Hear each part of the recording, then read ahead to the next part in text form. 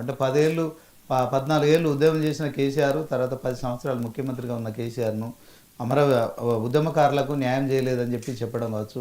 అదే క్రమంలో మరి నిజామాబాద్లో పోయిన తర్వాత అక్కడ బీఆర్ఎస్ పార్టీ కార్యకర్తలే నన్ను ఓడించారని చెప్పడం కావచ్చు.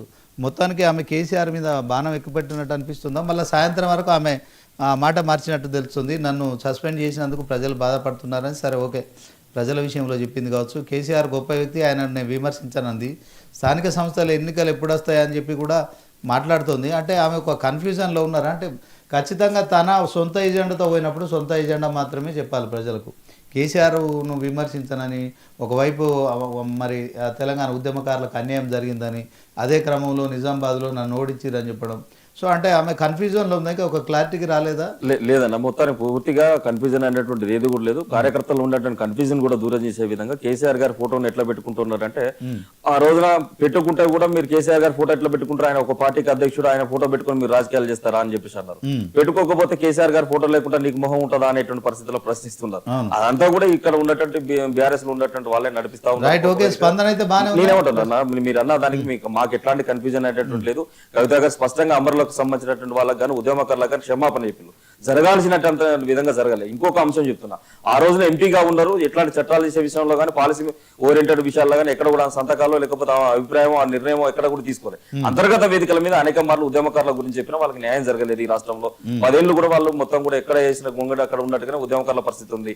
అమరులకు కూడా దాదాపు 1200 మంది అని చెప్పేసి అనేక ఆత్మగౌరవ వేదికల మీద కానీ అది కూడా చేయలేదని చెప్పేసి కవిత గారు చెప్పిండ్రు. రేపు రోజున వచ్చే ప్రభుత్వాలతోనైనా కానీ ఇప్పుడున్న ప్రభుత్వాలతోనైనా కానీ ఉద్యమకారుల యొక్క ఆకాంక్షల కోసం నేను ముందుండి కొట్లాడతాను కవిత చెప్పారు. రైట్, ఓకే శ్రీకాంత్ గారు, థ్యాంక్ యూ. దేవన్న గారు ఎట్లా చూస్తారు? మొత్తానికి 42% రిజర్వేషన్ల విషయంలో ఒక క్లారిటీ రాలేదు. స్థానిక సంస్థల ఎన్నికలు ఎప్పుడు జరుగుతాయో తెలియట్లేదు. సో కవిత గారు కూడా అంటున్నారు స్థానిక సంస్థలు ఎప్పుడైతాయో కూడా ప్రభుత్వానికి తెలియదు అని చెప్పడం కావచ్చు.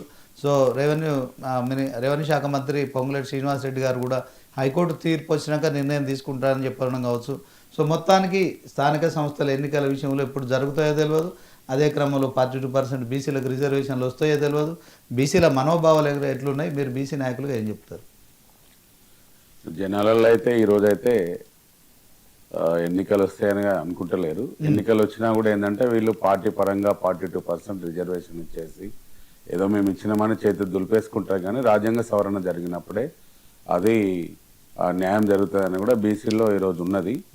అలాగే ఈ 5 సంవత్సరాలు కూడా ఎన్నికలు అయితే అని కూడా ఆశ అయితే కనిపిస్తలేదు బీసీలకైతే. నేనైతే ఎందుకంటే నేను బీసీ బంధు తర్వాత వారం రోజుల నుంచి కరీంనగర్ జిల్లాలో ప్రతి మండలంలో మా మున్నూరు కాపుది మేము కులగణంలో మాకు సంఖ్య తగ్గిపోయింది కాబట్టి మేమే మొత్తం జనాభా లెక్కలు తీస్తున్నాము.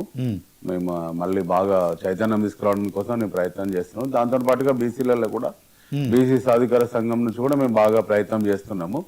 ఎందుకంటే ఇంకా చైతన్యం అనేది రావాలి. ఈ రిజర్వేషన్ల పేరుతోని ఆపడము లేకపోతే ఎవరికి వాళ్ళుగా పబ్బం గడుపుకోవడము, బీసీ నాయకులు కూడా ఒక తాటి మీద ఉండకపోవడము, ఎవరి సంఘాల వాళ్ళు పనిచేస్తున్నారు కానీ అందరూ ఒక తాటి మీద ఉంటే బాగుండేది. ఇప్పుడైతే ఎట్టి పరిస్థితుల్లో రాజ్యాంగ సవరణ జరగాలి. అప్పుడే స్థానిక ఎన్నికలు చేసినట్టయితే న్యాయం జరుగుతుంది. వీళ్ళు ఫండ్స్ ఆగిపోతున్నాయి, కేంద్రం నుంచి వచ్చే నిధులు రాక మన డెవలప్మెంట్ ఆగిపోతుందని ఏదో చెప్పి జూబ్లీస్ ఎన్నిక ముందు ఎవరికి వాళ్ళుగా మాట్లాడి 3 పార్టీల వాళ్ళు కూడా మాట్లాడడం జరుగుతుంది. ఎన్నిక తర్వాత వీళ్ళది కూడా వేరే ఉంటదండి, మాట కూడా మారుస్తారు. నాకు తెలుసు ఇప్పుడు మాట్లాడింది కూడా అప్పుడు ఉండదని నేను అనుకుంటున్నాను. ఎందుకంటే నా వ్యక్తిగతంగా మాట్లాడుతున్నాను. నేను అంటే బీసీలలో ఈరోజు మాకు జరుగుతున్న అన్యాయము దీని మీద నేను ఎక్కువ ఆవేదన చెందడం జరుగుతుంది. ఇప్పటివరకు అంటే ఓవరాల్ గా ఒక నాయకత్వం అనేది లేదంటారా? నాయకత్వ లోపం కనిపిస్తుందా? 100% ఉందండి. బీసీ సంఘాలు కూడా అందరు ఒకటైతామంటున్నారు.